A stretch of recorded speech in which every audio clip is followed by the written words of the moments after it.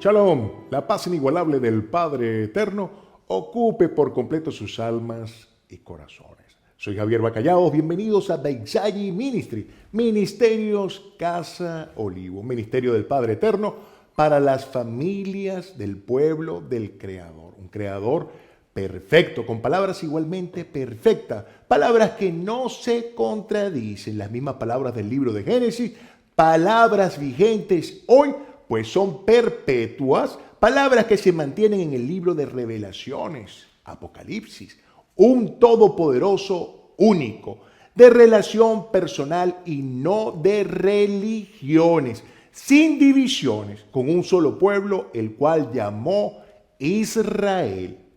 Palabra hebrea que significa quien lucha con el Creador, descendientes directos de Abraham, Isaac y Jacob, y todos los extranjeros que le reconocieran como el único todopoderoso y siguieran cada una de sus instrucciones, como quedó plasmado en el libro de Éxodo, capítulo 12, versículo 49. Un pueblo santo, apartado para su propósito, en su protección y resguardo, al seguir cada una de sus instrucciones, con bendiciones por todas las generaciones, por la obediencia, como quedó registrado en el libro de Éxodo capítulo 20, versículo 6. Un pueblo con un pacto perpetuo, donde nos comprometemos a obedecer cada una de sus instrucciones como demostración de amor y respeto al Creador, como lo indicó el Mesías en los escritos de su apóstol Juan, en el capítulo 14, versículo 23, donde el Mesías nos deja completamente claro que Él no vino a abolir la palabra de su Padre, que Él vino a cumplirla, a ser un ejemplo hermosísimo de lo que es el ejercicio de la palabra y cada una de las instrucciones del Creador. Como en toda relación de amor, nos obsequió un anillo hermosísimo de compromiso. El Shabbat, el santo día de reposo, señal del pacto, donde reconocemos su soberanía en nuestras vidas y nos comprometemos a ser fieles a sus instrucciones, como quedó registrado en el capítulo 31, versículo 13 del libro de Éxodo. El profeta Isaías en el capítulo 56 nos indica que al guardar el día de reposo, el Shabbat, nos otorgaría nombres mejor que el de hijos e hijas, nombres perpetuos que jamás perecerán, nombres eternos, con el entendimiento que somos parte de un solo pueblo, el pueblo del Creador, junto a los descendientes directos de Abraham, Isaac y Jacob, que no somos una religión, culto o secta, inventados todos ellos por el hombre, no referidos en ningún espacio de las Santas Escrituras.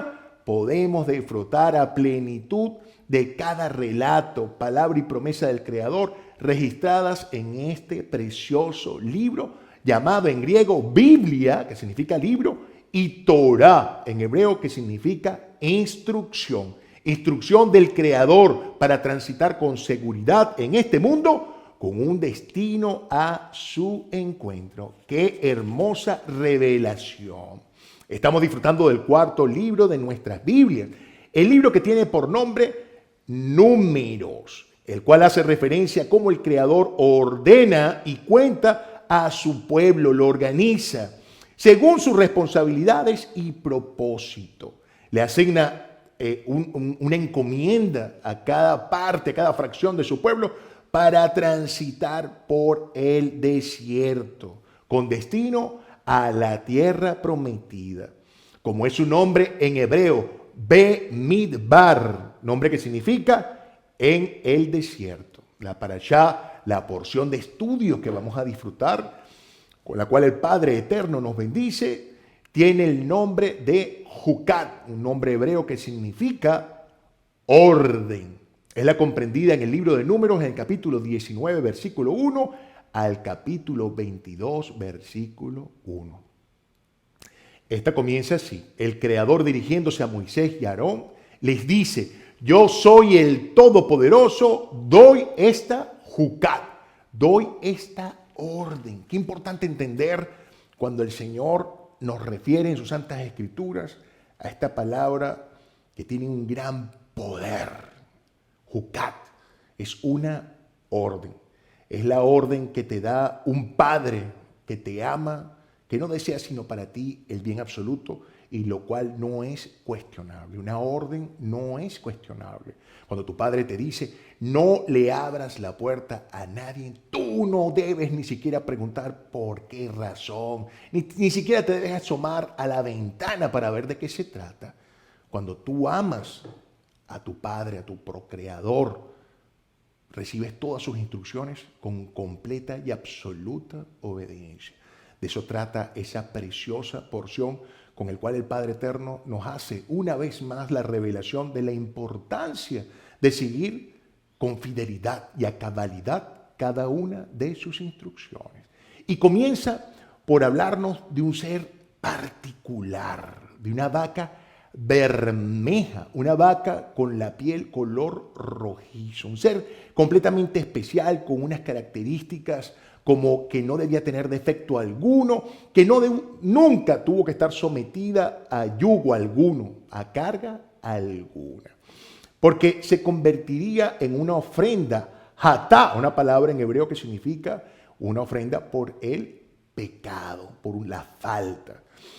El Señor nos da unas indicaciones específicas con detalles minuciosos de cómo obtener de esta ofrenda unas cenizas que serían parte de un agua que se emplearía para purificar. Como son todas las instrucciones del Señor, no tiene por qué tener sentido alguno para nosotros. Nosotros obedecemos por fe y porque sabemos que el Creador, quien es el arquitecto de todo lo existente, conoce el sentido y el porqué de las cosas. Y algo importantísimo que también nos es revelada en esta porción, una vez más, es que cada una de sus ordenanzas son eternas, inicialmente. Son para todos los descendientes, como nos lo deja reseñado, y para todos los que se han adherido y forman parte de su pueblo, los que reconocen a un creador único y reconocen en obediencia y fidelidad cada una de sus instrucciones, como quedaría plasmado en este libro de Números en el capítulo 19, versículo 10. De tal manera que se desmonta todas estas teorías falsas de sectas, religiones y cultos que pretenden colocar las Santas Escrituras, o una porción por lo menos de ellas, como abolidas. Tal cosa es una abominación, no existe. Todas las ordenanzas, las leyes, las instrucciones del Creador, de un Creador perfecto que sabe qué le conviene, qué es para bien de cada uno de los componentes de su creación, son perpetuas, son eternas y tienen un propósito: cuidarnos, solamente salvaguardarnos. Una sola ley, un solo soberano, un solo pueblo. En ningún espacio de la Santa Escritura se habla de religión alguna, ni esto fue hecho para estas personas, esto fue hecho para estas otras.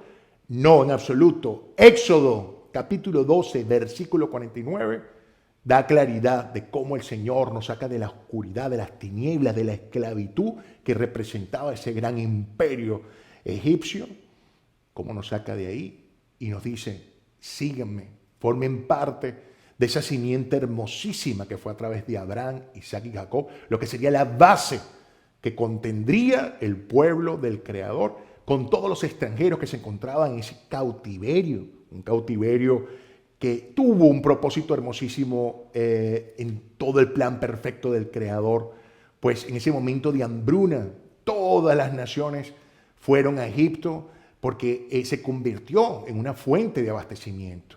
Y el Señor los liberaría de ese sometimiento, de ese yugo, el cual se vieron de alguna manera sometidos por las circunstancias, y junto con la simiente, con la base del pueblo del Creador, que eran los descendientes directos de Abraham, Isaac y Jacob, el Creador haría su pueblo, reconociéndoles como el único soberano y reconociendo la única legislación, esta constitución hermosa que ya sabemos que tiene un nombre en griego que se le dice Biblia, que significa libro, y Torah, instrucción en hebreo.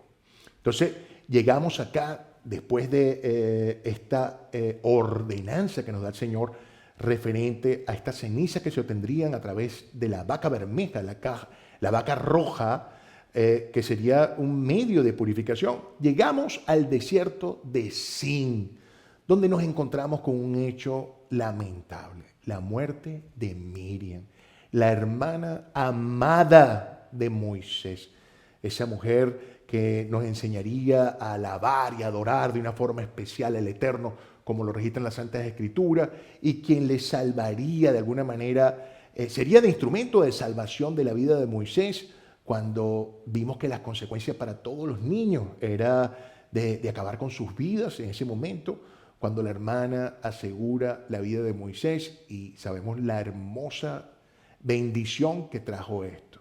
La hermana de Moisés muere y coincide con una lamentable situación, la falta de agua para ese pueblo en un momento determinado, lo cual hace que el pueblo se pronuncie en protestas nuevamente, porque vemos que este pueblo era bastante irreverente y donde de alguna manera no se le da importancia, porque la Escritura registra absolutamente todo detalle y no se le da importancia incluso al fallecimiento de una persona tan amada y tan querida como lo tuvo que haber sido esta mujer, Miriam, la hermana de Moisés, donde nos deja ver prácticamente el egoísmo, esta irreverencia que tendría el pueblo de volver a lanzar protestas contra Moisés y contra Aarón, quejándose, incluso atreviéndose a decir que hubieran preferido morir antes. Y entendemos que en todo este tránsito en el desierto hemos visto permanentemente la desobediencia, la irreverencia de este pueblo con nefastas consecuencias, donde vemos cómo han fallecido muchos, como el Señor ya lo había indicado cuando desatendieron la instrucción de entrar a la tierra prometida, y cómo vemos cómo permanentemente han estado desalineados de todas las instrucciones del Señor, con unas malas posturas, con malos procederes. Esta, una vez más, es una de estas. Y el Creador se le presenta a Moisés y a Aarón en esa posición de aflicción. Imagínense cómo se encontraba Moisés y Aarón con la pérdida de su hermana, este pueblo irreverente, quejándose de nuevo, lamentando incluso no haber muerto con las otras personas que habían fallecido, con una clara reseña de que fue por esa misma irreverencia, por desobediencia. Se llevan a un momento de mucha tristeza, de melancolía a estos varones del Padre Eterno, a estos servidores del Padre Eterno como lo era Moisés y Aarón, y ellos entienden la instrucción que le da el Señor, que es una orden, es una jucat. El Señor les da una orden a Moisés y a Aarón de tomar la vara, tomar el bastón y pedirle al pueblo que se reúna. Y una vez que tengan al pueblo reunido, jucat, ordenar a la roca que dé agua. Importante este momento de gran revelación. Y empezamos a ver cómo resalta el Eterno en esta porción hermosísima de las Santas Escrituras la importancia de la obediencia, de no cuestionar y seguir las instrucciones como las siguió en su momento Noé, cuando en medio de un mundo controversial, con tantas carencias, el Señor le pide a este hombre en una edad avanzada construir un arca, y este hombre, en contradirección a todo el mundo, se dedica a construir esta arca siguiendo cada una de las instrucciones, y es lo que en bendición se transforma en esta gran arca que colocó a flote en este diluvio universal a Noé y a su familia. Esa es la principal fuente de este manual hermosísimo de instrucciones.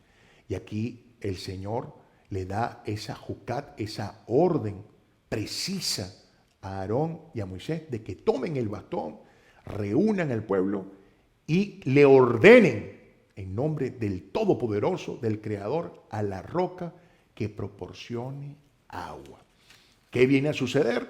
Moisés reúne al pueblo y después de reunirlo, entre toda esta mala sensación, la pérdida de su hermana, este pueblo irreverente permanentemente, rebelde, Moisés se llena de cólera, se nubla esa relación tan hermosa que sostiene con el Eterno, y esto es una prueba permanente para todos nosotros en la vida. Cae en esa humanidad y no ordena a la roca, sino que la golpea.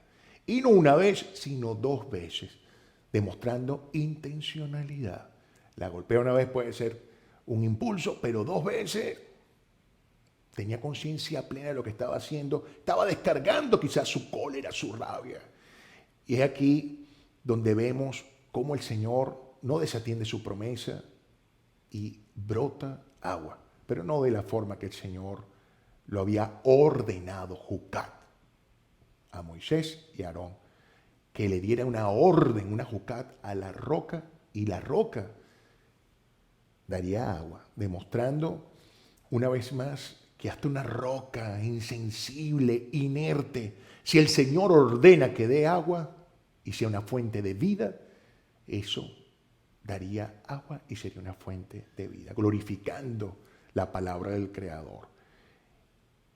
El no atender la ordenanza en precisión como el Creador lo había indicado, traería nefastas y severas consecuencias tanto para Moisés y Aarón, donde inmediatamente el Creador les reprende y les indica que por no haberle honrado, no haber seguido su orden, siendo hombres ejemplares, y eso es lo que pasa cuando uno vive esa palabra de santidad a plenitud, y entendemos que santidad no es otra cosa sino que la intención de vivir a partes para servir con amor, con disposición y pasión al Creador. Estos dos hombres, sin duda alguna, son ejemplares servidores del Creador, y por ser tan cercanos al Creador vivían en una bendición sobrenatural. El simple hecho de mantener esa relación tan cercana con el Señor era una gracia única, era quizás la mayor de las bendiciones, pero eso también trae responsabilidad, esa misma cercanía, y todo el mundo tiene los ojos puestos en estos dos hombres santos, apartados para el Creador. Tienen que ser referencial de vida. Ese es el llamado en esta revelación a cada una de las personas que amamos al Creador y amamos su palabra. Esta forma de proceder de estos dos hombres santos le traería por consecuencia que no entrarían con el pueblo a la tierra prometida. Duro, durísimo. Imaginarnos que estos dos hombres que dedicaron con esta edad, porque ya a este punto ya Moisés estaba por cumplir los 120 de edad, 120 años de edad, cercanos a esa edad. Imagínate haberle dedicado con tanta pasión su vida a ser instrumento del Creador para dirigir su pueblo a la tierra prometida. Y por este momento tener esas consecuencias es muy triste, es duro, pero se entiende. Son hombres ejemplares y tienen que servir de reseña a todo el pueblo del Creador. Después de este punto se encuentra el pueblo listo para entrar en la ciudad de Cades. Piden permiso al rey de Edom para poder pasar por esas tierras que éste gobernaba, para acortar el camino para llegar a la tierra prometida, y al rey de Edom se los prohíbe, teniendo que verse el pueblo del Creador en la necesidad de bordear para poder llegar a la tierra prometida y que el camino fuera mucho más largo. En ese bordear se llegan al monte Hor, esta palabra en hebreo significa montaña, donde el Creador en este preciso momento le anuncia a Aarón y a Moisés otra dura noticia. La noticia de que Aarón en ese momento va a morir. Y le recuerda que no entrará a la tierra prometida y resalta las consecuencias. Aquí vemos cómo Moisés, por dirección del Creador, con Eleazar, su hijo, el hijo de Aarón, se dirigen a la cima de esta colina, de este monte, para proceder a la transferencia de vestiduras de Cohen Gadol, de sumo sacerdote, a su hijo, para posteriormente morir. Reseñan las escrituras, a diferencia de cuando Miriam fallece, que en esta oportunidad el pueblo le lloró por 30 días. Es importante reseñar, y hay que ser enfático acá, que toda bendición tiene responsabilidades.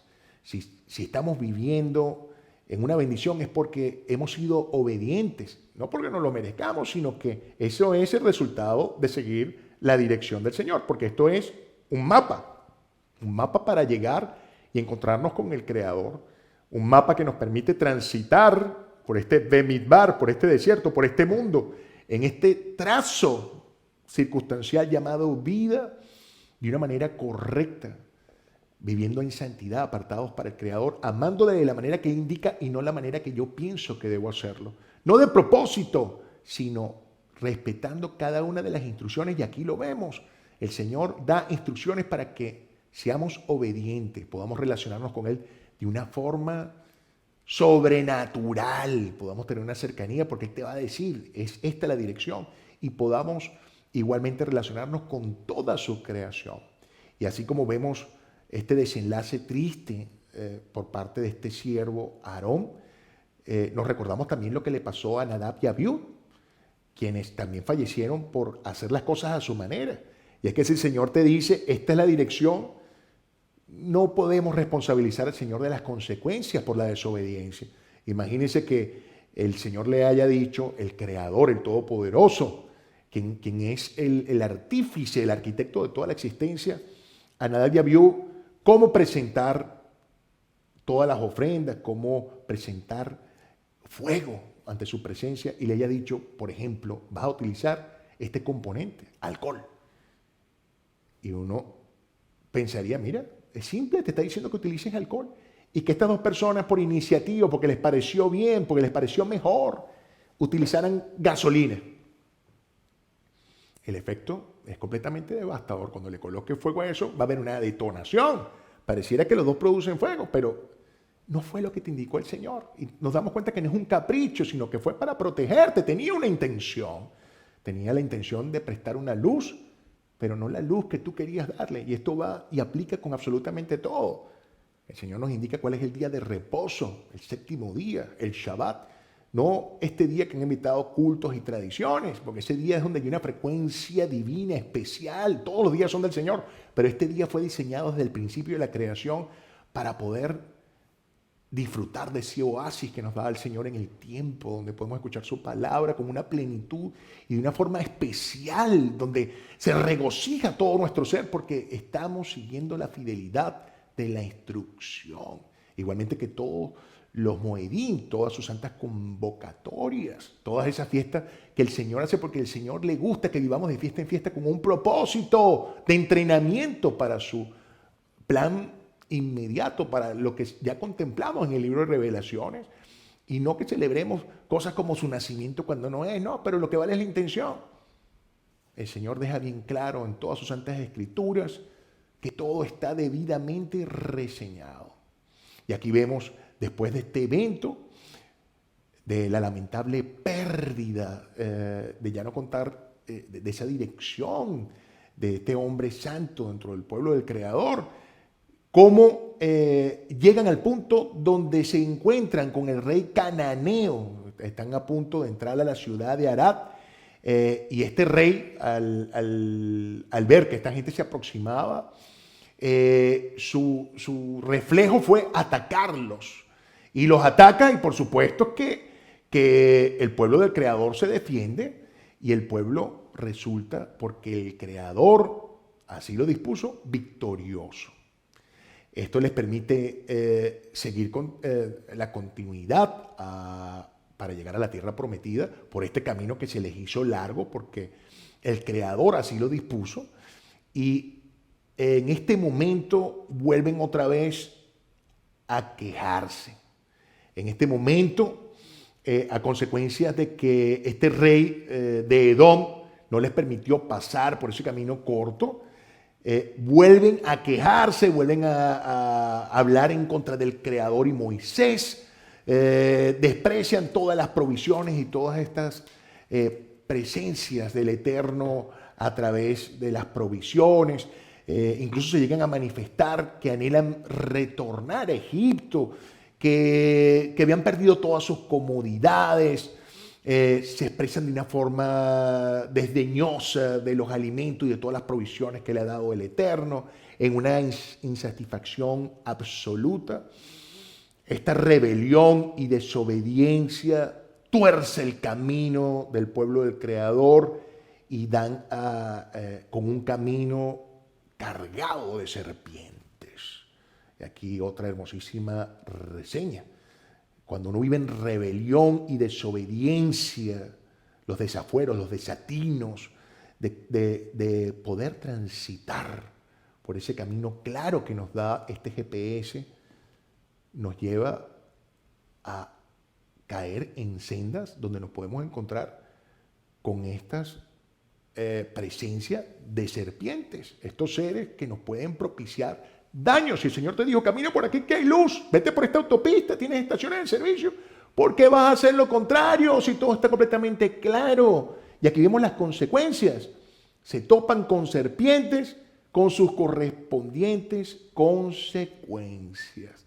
Reconocen su falta como siempre, pero ya una vez que se han tropezado y que tienen sus consecuencias, se dirigen en súplica a Moisés y le piden una vez más que interceda, sabiendo la relación tan hermosa que tenía este siervo del Creador con el Todopoderoso. Le suplican por clemencia y por perdón nuevamente a Moisés, que se dirige al Creador, para lo cual el Creador instruye a Moisés en que hagan esta oportunidad una serpiente de bronce y la levante en un asta, para que cuando el pueblo la observe puedan recordarse de las consecuencias de transitar en desobediencia y pudieran tener una conciencia plena de lo que es vivir bajo las instrucciones del Creador y pudieran transitar salvos.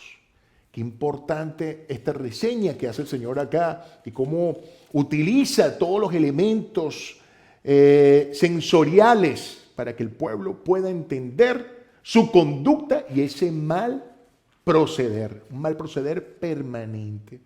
El pueblo del Creador llega a las tierras de Moab después de este hecho y solicitan permiso para transitar y el rey de los amorreos los confronta. El pueblo del Creador se defiende una vez más y el Señor, el Creador, el Todopoderoso, le da la victoria, permitiéndoles ocupar toda la tierra de los amorreos hasta llegar al frente de Jericó. Y aquí nos estacionamos en este hermoso y emotivo relato donde el Señor nos permite una vez más poder vivir a plenitud con estos ejemplos tan hermosísimos que nos da en cada espacio de sus santas escrituras y poder entender la fuerza de la Jucat, de las órdenes que nos da el Todopoderoso. Que podamos vivir en el verdadero significado de cada Jucat, de cada orden del Creador, entendiendo su amor e intención de resguardarnos y protegernos en cada una de ellas, de protegernos de todo mal y peligro en cada una de sus instrucciones, para transitar en esta tierra llena de desafíos, para llegar a la tierra prometida y morar con el Creador por la eternidad. Esa es realmente la intención de nuestro Padre eterno, de nuestro Creador, llevarnos a su encuentro. Que podamos tener esa conciencia, que podamos afianzar nuestras vidas a cada una de esas órdenes que no pretenden otra cosa, sino que llevarnos con luz y seguridad a ese dulce y final destino de esa tierra prometida, donde el Eterno nos ofrece vivir permanentemente en su shalom, en su paz. Que la paz inigualable del Padre Eterno ocupe siempre por completo sus almas y corazones.